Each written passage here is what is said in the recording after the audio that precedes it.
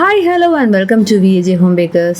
இன்னைக்கு வீடியோவில் நீங்கள் தம்ப்நெயில்ல பார்த்த மாதிரி 3 kgயில் டால் கேக் எப்படி செய்யலாங்கிறத பார்க்கலாம்.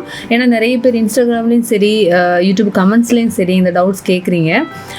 ஸோ அந்த ஒரு சிம்பிள் டெக்னிக், அந்த ஒரு மெத்தட் மட்டும் உங்களுக்கு நான் இந்த வீடியோவில் சொல்கிறேன். ஸோ எல்லோரும் வீடியோ மறக்காமல் லைக் பண்ணுங்கள், கமெண்ட் பண்ணுங்கள். என்னோடய வீடியோவை சேனலை சப்ஸ்கிரைப் பண்ணாமல் பார்த்துட்ருக்கீங்கன்னா சப்ஸ்கிரைப் பண்ணி சப்போர்ட் பண்ணுங்கள். வாங்க வீடியோக்குள்ளே போகலாம். ஸோ 3 kg டால் கேக் செய்கிறதுக்கு பார்த்தீங்கன்னா 8 inch டின்னில் 3 ஸ்பாஞ்சு நான் செய்திருக்கிறேன். அதாவது டோட்டல் 3 kgக்குள்ளே ஸ்பாஞ்சு. இப்போ யூஸ்வலாக நம்ம டால் கேக் செய்யும்போது 6 லேயர்ஸ் மட்டும் வச்சு செய்வோம், அப்படிதானா? இது 3 kgக்கு டால் கேக் செய்யும்போது டோட்டல் 9 லேயர்ஸ் வச்சு செய்கிறது மாதிரி தான் நான் பண்ணுறது. ஸோ இந்த மாதிரி டால் கேக்கெல்லாம் செய்யும்போது ரொம்ப இம்பார்ட்டன்ட் பார்த்திங்கன்னா, நமக்கு அந்த கேக்கோட சைடெல்லாம் நல்லா நீட்டாக கிடைக்கணும். அதேமாதிரி ஸ்லைஸ் பண்ணுறது கரெக்டாக ஸ்லைஸ் பண்ணணும். அதாவது கிராஸில் எல்லாம் போகாமல் நல்ல லெவலாக ஸ்லைஸ் பண்ணணும். அப்படிங்கும்போது தான் நமக்கு இந்த மாதிரி ஒரு 9 லேயர்ஸுக்குள்ளே டால் கேக்கெல்லாம் செட் பண்ணும்போது கரெக்டாக நமக்கு கிடைக்கும். அந்த அலைன்மெண்ட்டு, சைடு, அந்த பொசிஷன் எல்லாமே நமக்கு கரெக்டாக வரும். ஸோ நான் கேக் ஸ்பாஞ்ச் எல்லாத்தையுமே டிமோல்டு பண்ணிவிட்டு அந்த கேக்கோட டாப்பு சைடில் எல்லாம் அந்த ப்ரௌனாக கலர் சேஞ்சாக இருக்கும் பார்த்திங்களா, அந்த போர்ஷன்ஸ் எல்லாமே ரிமூவ் பண்ணி எடுத்துருக்கிறேன். அப்புறம் ஏற்கனவே சொன்னது மாதிரி ஸ்லைஸ் பண்ணி எடுத்துக்கலாம். அது கிராஸாக எதுவுமே கட் பண்ணாமல் நல்லா நீட்டாக லெவலாக கட் பண்ணி எடுத்துக்கணும். அப்படி டோட்டல் 9 லேயர்ஸுக்குள்ளே ஸ்பாஞ்ச் இருக்குது. அதாவது ஒவ்வொரு ஸ்பாஞ்சும் 3 லேயர்ஸ் வச்சு டோட்டல் 9 லேயர்ஸ். இதே கேக்கில் எல்லா லேயர்ஸுக்கும் நான் சுகர் சிரப் அப்ளை பண்ணி ஃபில்லிங்ஸ் எல்லாமே நான் கொடுத்து அந்த லேயர்ஸ் எல்லாத்தையுமே ஸ்டாக் பண்ணி எடுத்துருக்கிறேன். இப்போ நான் க்ரம் கோட்டிங் தான் கொடுத்துக்கிறேன். இந்த மாதிரி டால் கேக்ஸுக்கு கொஞ்சம் கஷ்டமான விஷயம் என்னென்னு பார்த்தீங்கன்னா ஐசிங் பண்ணுறது தான். ஸோ ஐசிங் நமக்கு பர்ஃபெக்டாக வரணும்னா க்ரம் கோட்டிங் நல்லா நீட்டாகவே கொடுக்கணும். அதாவது இடையில எந்த ஸ்பேஸு, அந்த கேப் எதுவுமே இல்லாமல் நல்லா நீட்டாக கொஞ்சம் க்ரீம் எக்ஸ்ட்ராவாக கொடுத்து க்ரம் கோட்டிங் கொடுத்து எடுத்துக்கணும். க்ரம் கோட்டிங் கொடுத்து முடிச்சதுக்கப்புறமா ஒரு 1/2 an hour ஃப்ரிட்ஜில் செட்டாக வச்சிடலாம். அப்போ தான் நமக்கு ஐசிங் செய்கிறதுக்கு ஈஸியாக இருக்கும். க்ரம் கோட்டிங் முடிச்சுட்டு உடனே ஐசிங் செய்கிறதா இருந்ததுன்னா இப்போ நமக்கு ஹைட் அதிகமாக இருக்குது, லேயர்ஸ் அதிகமாக இருக்குது, அப்படிங்கிறதுனால கேக்கு ஸ்டேபிளாக இருக்காது. அப்புறம் ரொம்ப இம்பார்ட்டண்ட் ஒன்று, இந்த மாதிரி டால் கேக்ஸில் எல்லாம் நம்ம ஸ்கியூவர்ஸ் வச்சுக்கணும். ஏன்னா இந்த லேயர்ஸ் எல்லாமே கொலாப்ஸ் ஆகாமல் இருக்கிறதுக்காக.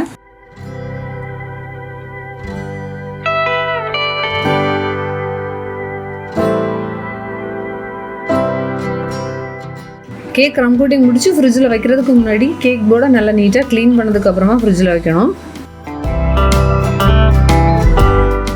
ஸோ கேக்கை க்ரம் கோட்டிங் முடிச்சு ஃப்ரிட்ஜில் வச்சு நல்லா செட்டாக வச்சு எடுத்தாச்சு. நான் இனி ஐசிங் செய்ய ஸ்டார்ட் பண்ணிக்க போகிறேன். இதுக்கு பார்த்தீங்கன்னா யூஸ் பண்ணியிருக்கிறது மேஜிக் பிராண்டில் உள்ள ரேடியன்ட் பிங்க் கலர்.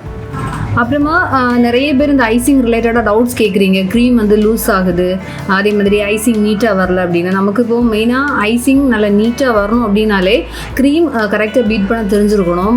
கரெக்டான கன்சிஸ்டன்சியில் நம்ம பீட் பண்ணியிருக்கணும். அதாவது லூஸாகவும் இருக்கக்கூடாது, ஓவர் ஸ்டிஃபாகவும் இருக்கக்கூடாது. கரெக்டாக இருந்து மட்டும்தான் நமக்கு ஐசிங்கும் நமக்கு சரியாக செய்ய முடியும். அதே மாதிரி கரெக்டான கன்சிஸ்டன்சிக்கு நம்ம பீட் பண்ணி ஐசிங் செய்யும்போது நமக்கு க்ரீம் லூஸ் ஆகவோ மெல்ட் ஆகவோ அந்த மாதிரி எந்த ப்ராப்ளமுமே வராது. அப்புறமா நம்ம பேலட் நைஃப் யூஸ் பண்ணிவிட்டு க்ரீமை எல்லா இடத்துலையுமா ஈக்குவலாக ஸ்ப்ரெட் பண்ணி கொடுக்கலாம். இந்த ஐசிங் கொடுக்கும்போது பாருங்கள், அந்த கேக் லைட்டாக அந்த ஒரு ஷேக் ஆகிறது மாதிரியே இருக்குது. ஏன்னா கேக் ரொம்ப ஹைட்டாக இருக்குது பார்த்தீங்களா. இதை ஆக்சுவலி க்ரம் கோட்டிங் முடித்து ஃப்ரிட்ஜில் வச்சு நல்லா செட் பண்ணி எடுத்து தான் நான் ஐசிங் செய்கிறேன். அப்படியுமே அந்த ஒரு கேக்கில் லைட்டாக ஒரு ஷேக்கிங் இருக்குது. ஸோ கண்டிப்பாக நம்ம க்ரம் கோட்டிங் முடித்து இப்போ நான் சொன்னது மினிமம் 1/2 an hour தான். ஓகே, ஸோ மேக்ஸிமம் நம்ம இப்போ ஓவர் நைட்டு க்ரம் கோட்டிங் முடிச்சுட்டு நெக்ஸ்ட் டே மார்னிங் எடுத்து ஐசிங் செய்கிறதா இருந்தால் ரொம்ப பெட்டராக இருக்கும்.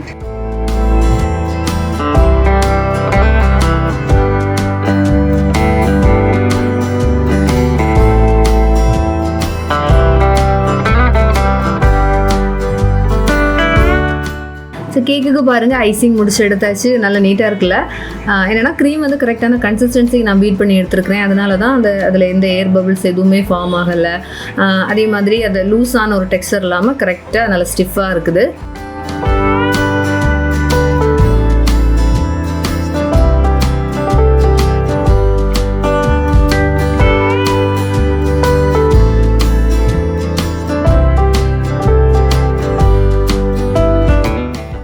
இதில் பார்த்தீங்கன்னா சாக்லேட் கனாஷியை தான் ட்ரிப்பிங் கொடுத்துருந்தேன். நான் ஃபஸ்ட்டு கொடுத்தது பார்த்தீங்கன்னா அந்த கனாஷி ப்ரிப்பேர் பண்ணி ரொம்ப கூல் ஆகிடுச்சு. ஸோ அது திக்காகிடுச்சு. நான் அதுக்கப்புறமா மறுபடியும் மெல்ட் பண்ணிவிட்டு ட்ரிப்பிங் கொடுத்துருந்தேன்.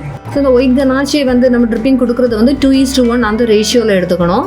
அதாவது விப்பிங் க்ரீம் எவ்வளோ எடுக்கிறோமோ அதோட டபுள் அளவுக்கு சாக்லேட் எடுத்துக்கணும். இனி நம்ம கேக்கை டெக்கரேட் பண்ணுறதுக்கு சாக்லேட் லாலிபாப் செய்யலாம். அப்புறமா ஒயிட் காம்பவுண்ட் 150 கிராம்ஸுக்கு எடுத்திருக்கேன். அதை வந்து டபுள் பாயில் மெத்தடில் மெல்ட் பண்ணி எடுத்துக்கிட்டேன். ஸோ சாக்லேட் பார்த்தீங்கன்னா இந்த மாதிரி நல்ல ஒரு லிக்யூட் கன்சிஸ்டன்சிக்கு வந்து நம்ம மெல்ட் பண்ணி எடுக்கணும். திக்காக இருந்துச்சுன்னா அந்த சாக்லேட் லாலிபாப் நீட்டாக கிடைக்காது. அடுத்தது இதில் வந்து கலர் ஆட் பண்ணிக்கலாம்.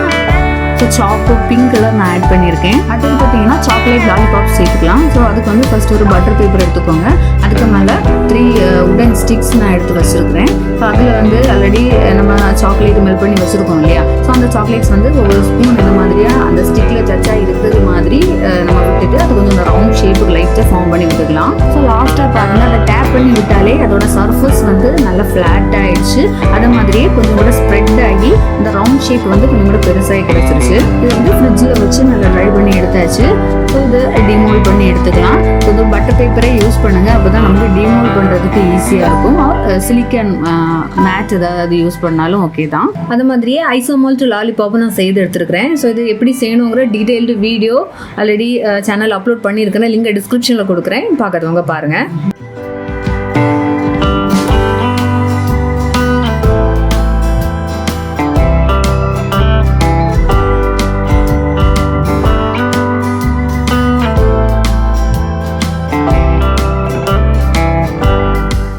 ஸோ இனி பார்த்தீங்கன்னா இந்த ஐசோமால் லாலிபாப் அப்புறமா வந்து அந்த சாக்லேட்டு லாலிபாப் அதெல்லாம் வச்சு கேக்கை டெக்கரேட் பண்ணலாம். ஸோ ஃபஸ்ட்டு கேக்கோட சென்டரில் ஒரு ஃபாண்டன் டெடிபியர் வச்சுட்டு அதை சுற்றி கவர் ஆகிறது மாதிரி தான் பேலன்ஸ் உள்ள அந்த லாலிபாப்ஸ் எல்லாம் வச்சு டெக்கரேட் பண்ணி எடுத்துருக்கேன். ஸோ இதில் பார்த்தீங்கன்னா அந்த சாக்லேட் லாலிபாப்ஸ்லேயும் நான் கொஞ்சம் ஸ்ப்ரிங்கிள்ஸ் போட்டு தான் நான் செய்து எடுத்துருக்கிறேன்.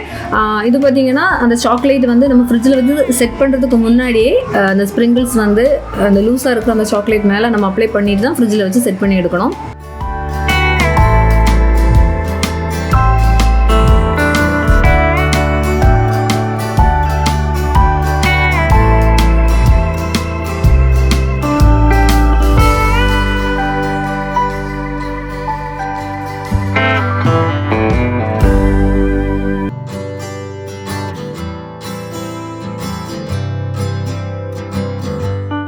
அப்புறமா நம்பர் 1 டாப்பரும் ஹாப்பி பர்த்டே காயின் டாப்பரும் கேக்கோட ஃப்ரெண்டில் வச்சு கேக்கோட டெக்கரேஷன் எல்லாமே முடிச்சாச்சு. ஸோ இந்த வீடியோ கண்டிப்பாக உங்களுக்கு ஹெல்ப்ஃபுல்லாக இருந்திருக்கும்னு நான் நம்புகிறேன். ஏதாவது டவுட்ஸ் இருக்குன்னு நீங்கள் கமெண்ட்ஸில் கேளுங்க. அதாவது வீடியோ ஃபுல்லாக ஸ்கிப் பண்ணாமல் பார்த்துட்டு டவுட்ஸ் கமெண்ட்ஸில் கேளுங்க. நான் கண்டிப்பாக உங்களுக்கு ரிப்ளை பண்ணுவேன். ஸோ வேறொரு யூஸ்ஃபுல் வீடியோவில் மீண்டும் சந்திக்கலாம். பாய்.